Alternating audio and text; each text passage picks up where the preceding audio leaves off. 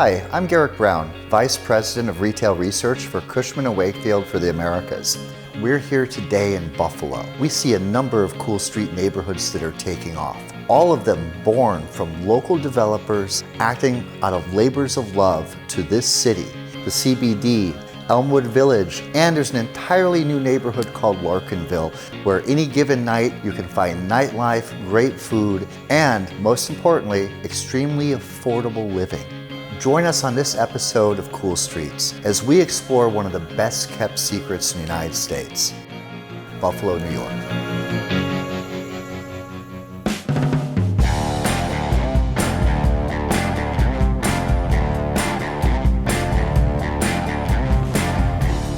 Buffalo's on the upswing. We're seeing people come back to downtown. We're seeing business come back to downtown and the city's vibrant. And if you look around and the interest in the area, it's pretty cool.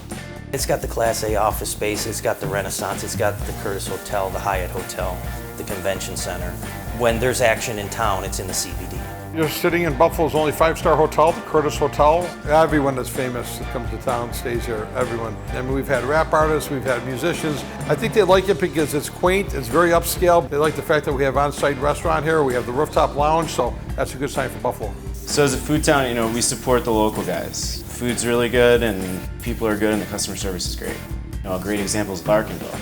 A lot of times arts can revitalize a neighborhood. So Larkin Square, which is located right here in the heart of Larkinville, people came down, they were like, oh my gosh, what is this? So we started doing Wednesday night concerts, and then we added this food truck event. Distilleries and breweries started coming in. The most common phrase with people was, oh my gosh, I can't wait until my children see what is starting to happen in Buffalo. And it's pretty extraordinary. Hydraulic Hearth is almost 4 years old now, and it was really the first full restaurant and bar in the neighborhood. And kind of everything we do has been slowly about building up a neighborhood. What amenities does a neighborhood need? So we started with Larkin Square. Our menu is super simple to kind of fit into a everyman's restaurant, super casual, nothing too fancy.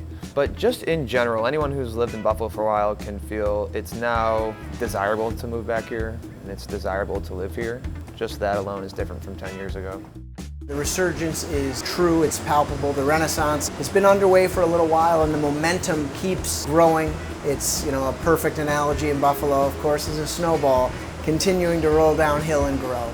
Believe it or not, city ordinances in Buffalo prohibit the throwing of snowballs except in pre-designated areas. Well, we're standing here in the Cobblestone district of Buffalo, historic cobblestone, and it's named after the street. Actually, you can see the street is made of cobblestone. To the right of me is Canalside district, and these two are like the up-and-coming districts in Buffalo, particularly Canalside, thanks a lot to our partners at Pagula Sports and Entertainment. Kim and Terry Pagula really have been the ones to help ignite the spark for the revitalization of Buffalo. Our owners, Terry and Kim Pagula, purchased the Buffalo Sabres in February of 2011. And about a year later, they decided they wanted to do something for downtown to create more traffic down here in and around the arena. So they decided to build Harbor Center. Brings a lot of people into the downtown core. I think we're one of the major pieces of that process. Public-private partnerships that have come into downtown to say, you know what, Buffalo's ready, now's the time. Buffalo's hot, we want to come in here. Buffalo Niagara Medical Campus has really drawn a lot of people in. When the Buffalo Niagara Medical Campus was formed, it was about bringing big hospital systems and universities together to see what collaboration can do for our community. It turned out to be a real benefit by bringing people in a room and getting them to talk with one another. Today we have over 150 companies located on our medical campus. The most amazing thing to me is not necessarily the developments that have happened on the campus, but it's the development that's happened in and around our campus. There's new restaurants, there's new apartments, there's just a vibrancy to the community, and that is what the worker of the future is looking for, where people want to come, live, work, and play, and that's a real benefit to what we're trying to accomplish here in Buffalo, New York. The cost of living's very nice here. The amenities are very nice. Getting around is very easy. There's a lot of attractions and things to do. We're close to Toronto. We get to Rochester, Syracuse, New York City within an hour. It's a nice place to live, and it's got a lot of variables people don't know about because of our proximity to other areas. I think people really entices people to come here and stay here once they do move here. The Lower West Side right now is very active with millennials, so I think this is the next neighborhood to really go forward. We use tax credits as economic development tools. The stack is high because of the amount of different financing instruments that you're using. The momentum and the renaissance that we have been experiencing will continue, not only from our affordability of office and industrial space, but our affordability and just the cost of living.